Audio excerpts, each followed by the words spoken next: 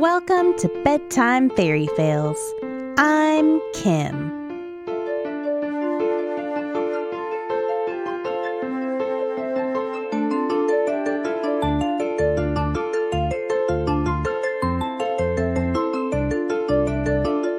This story was made possible in part by the live play D&D podcast All D20. We'll tell you a little more about them after the show.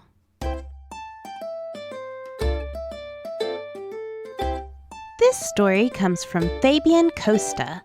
This is a story about having brawn over brains. I know it's usually the other way around, but sometimes you just have to rage a little. This is Trigwix's Towertop Troubles. Once upon a time, a group of heroes were working their way up a tower. At the top of the tower lived an evil gnome necro artificer with a name that struck fear into the hearts of his enemies. And that name was Trigwix Sparkle Sprocket.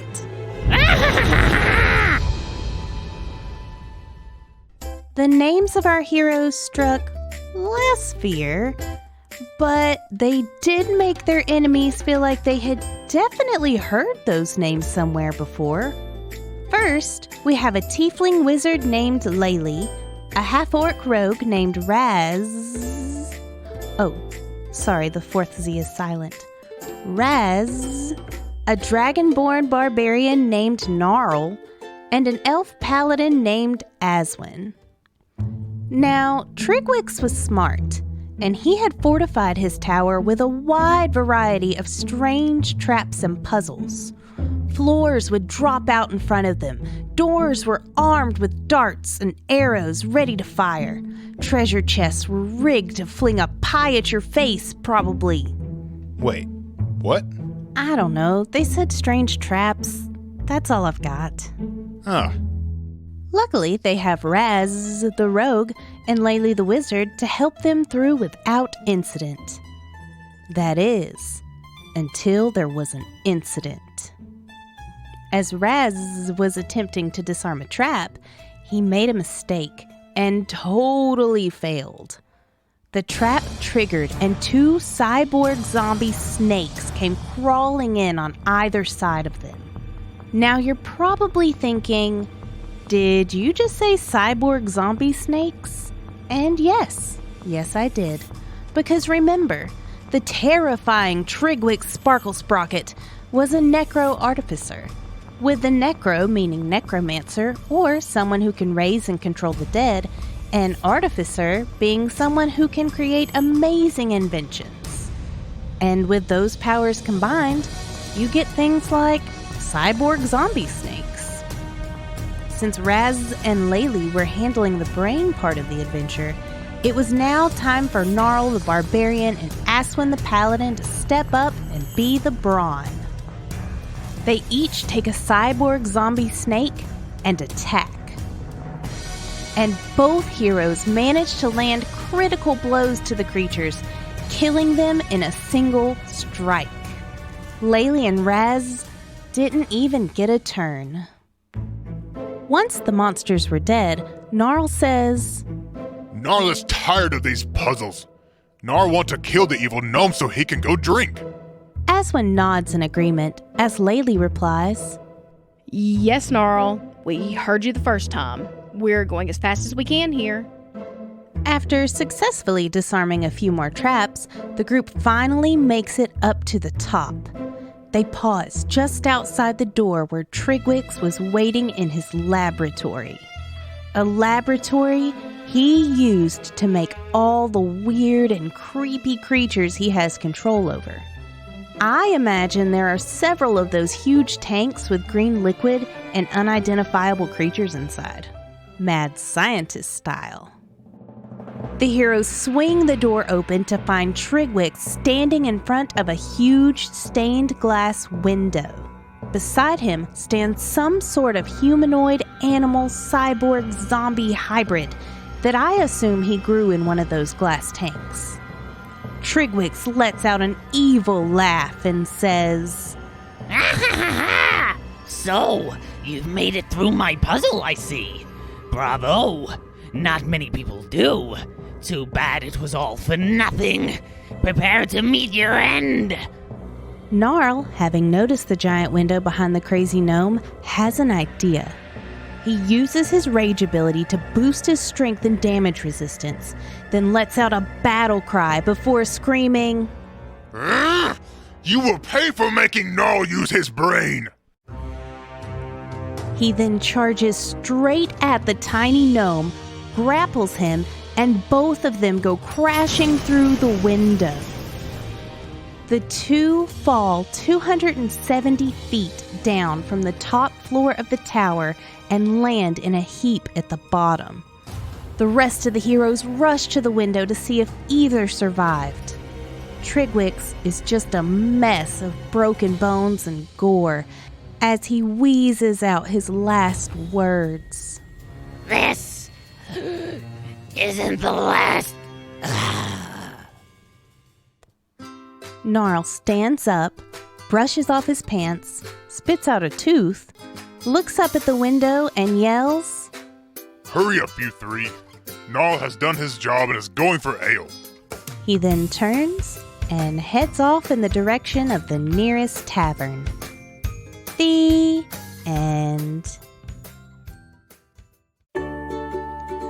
This next story comes from a repeat submitter named Jeremy.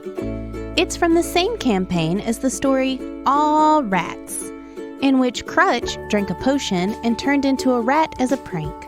But this time, we have a story about Krutch drinking a different potion and turning into a rat as a prank.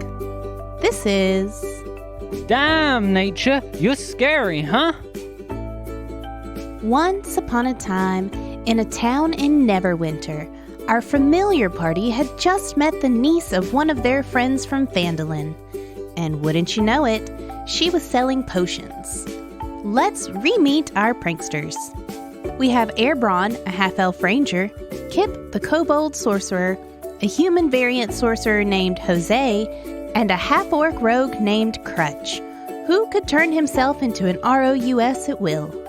For those who don't recall, ROUS stands for Rodent of Unusual Size. And for those who haven't seen The Princess Bride, what are you even doing with your life?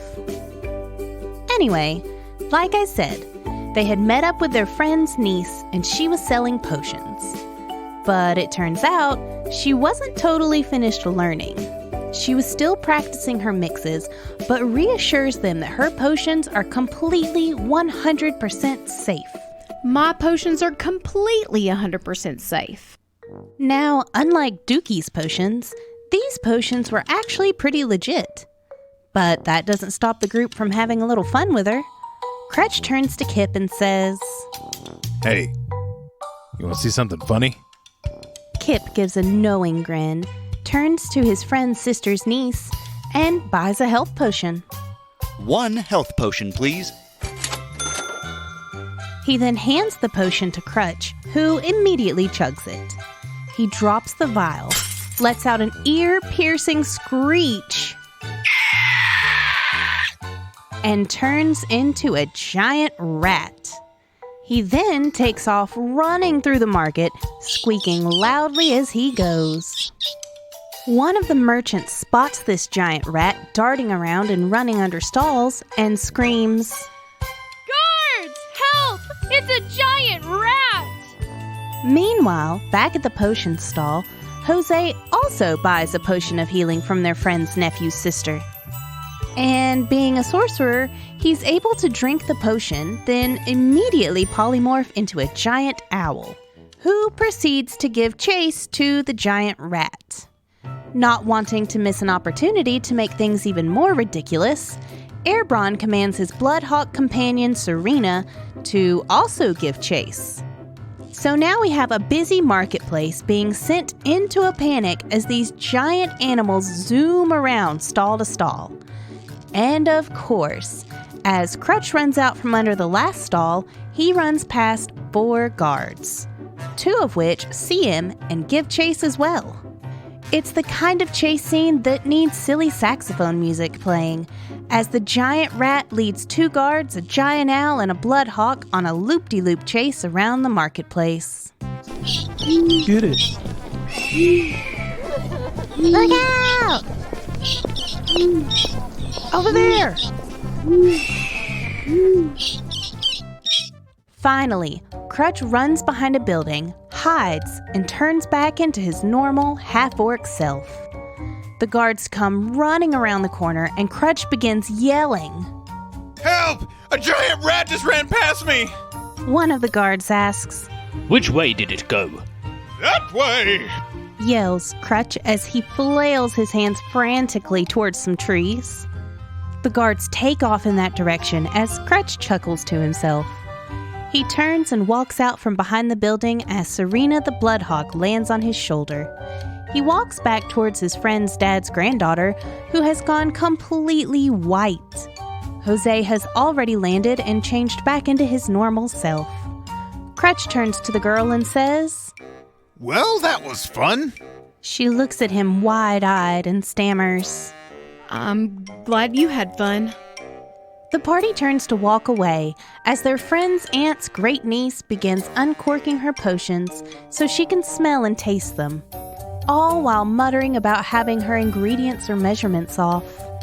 Oh, I knew I should have measured twice. The end.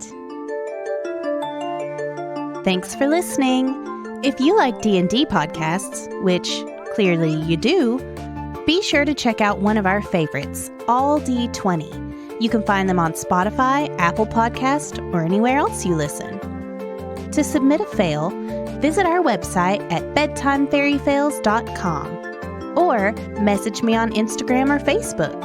You can find me on Instagram and Facebook as Bedtime FairyFails.